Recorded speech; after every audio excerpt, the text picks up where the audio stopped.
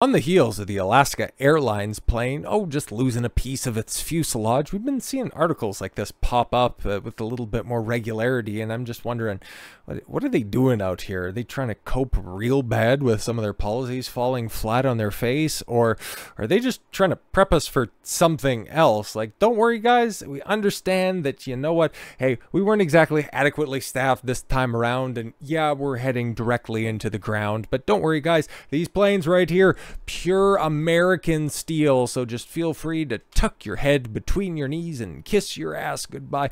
Airplane crashes are now safer than ever. Well, gee, just please tell me more, Mike. A collision between a pair of airlines on a runway in Japan's Haneda International Airport last week, I'm sorry, what? Didn't hear about this, has been hailed as nothing short of a miracle. Well, no, I wouldn't think so. Okay, the crash between a Japanese Airlines Flight 516 and Japanese Coast Guard aircraft, a Coast Guard aircraft and a commercial jet, okay, and the subsequent explosion, sorry, what, captured the world's attention as it was shared across social media. I must have missed that one. The real headline is how few fatalities resulted from the what very well could have been a tragedy of spectacular proportions. Just 5 crew members on the Coast Guard prop plane perished, while another was critically injured. But all 379 passengers and the crew aboard the JAL plane managed to survive, stunning both aviation experts and an amazed general public. While luck, divine or otherwise, was clearly on the plane's side, the fact that so many escaped unscathed can actually be attributed to a more down-to-earth consideration. Indeed, a generation ago, a Flight 516 crash would almost certainly have resulted in a mass casualty disaster, such as the 1977 runway collision between 2 jets in the Canary Islands that killed 583 people. But as Japan's accident so boldly demonstrates, crashes today are not only far rarer, but far more survivable than ever before. Well, oh thank God. Now, the biggest and arguably most unfounded fear when it comes to airline travel, well, it's all been taken care of by the expert guys, and with all of the push when it comes to DEI and certain diversity policies when it comes to hiring practices. So if your plane does end up going into a catastrophic event just because LaQuisha had a very argumentative conversation with one of her baby daddies the moment before her flight, or that her co-pilot LaQuanda is out for a night of hard drinking beforehand, you don't have to worry about it because planes are now safer than ever. And well, that comes down to individual airlines becoming insufferably woke. What about the problems over the top? Well, don't worry if you aren't sufficiently scared by walking onto the plane and seeing a bunch of braided boat rope and 4-inch long nails. Well, here's something else to just go ahead and frighten you if you're deciding to travel via the skies. Biden's FAA is actively recruiting people with severe intellectual and psychiatric disabilities as part of diversity and inclusion plan. Oh my God, they are going after the retarded and the mentally unstable. Holy shit, I thought that was just the White House staff in general. The Federal Aviation Administration places a priority on hiring people with severe intellectual disability as part of the diversity and inclusion initiative. Unbelievable. We need equity among the 60 IQ class. What is going on? According to its website, the FAA claims individuals with targeted or severe disabilities are the most underrepresented segment in the federal workforce. No, have you ever been to a government institution? I would say that they are overrepresented, in fact.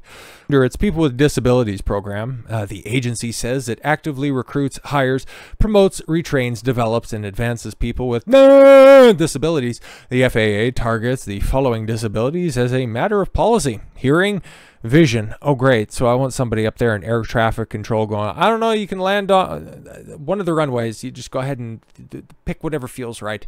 Missing extremities. Okay, how are you supposed to wave somebody in if you only got a stump? Partial paralysis, complete paralysis. Oh, great. Epilepsy. Yeah, so if you get those flashing lights, I guess they're not allowed to work third shift because of all the lights on the runway. Severe intellectual disability. Well, I guess somebody's got to pack the luggage. Psychiatric disability and dwarfism. Oh my God. Yo, that's quite a bitch to just throw on the end right there. And if you're really short. The FAA told Fox News that it seeks qualified candidates from as many sources as possible, all of whom meet rigorous qualifications. All, of course, will vary by position. Yes, exactly. Just one of the questions that are asked in the interview of people that they're trying to get get to fill out these diversity boxes is which color of crayon tastes the best. Its website reveals that those with disabilities or those who have a veteran status can also be hired via the non-competitive on-the-spot process. Well, hey, people that actually have experience flying, I would kind of want them employed by the industry. I think that'd be a great decision. Okay, can also be hired via the on the spot, thus giving them preferential treatment in the hiring process. The aviation industry has received further scrutiny from the public in the wake of, yes, Alaska Airlines door plug. Oh, don't worry about that. They were offered $1,500 for their traumatic experience. A post on X, tech mogul Elon Musk asked, "Do you want to fly in an airplane where they prioritize DEI hiring over safety?" He added, "This is actually happening. People will die due to DEI." Well, yes, very much so. Because if you have a pilot in the cockpit, you know, instead of worrying about flying the plane, wanting to lick all of the shiny buttons that are on the console, that could be a problem. That could be a big old problem right there. Yeah, but there he has certain aspects of the 2022 changes, all highlighted, care of James Lindsay, pointing this stuff out. That's a name I haven't heard in a long time. Holy.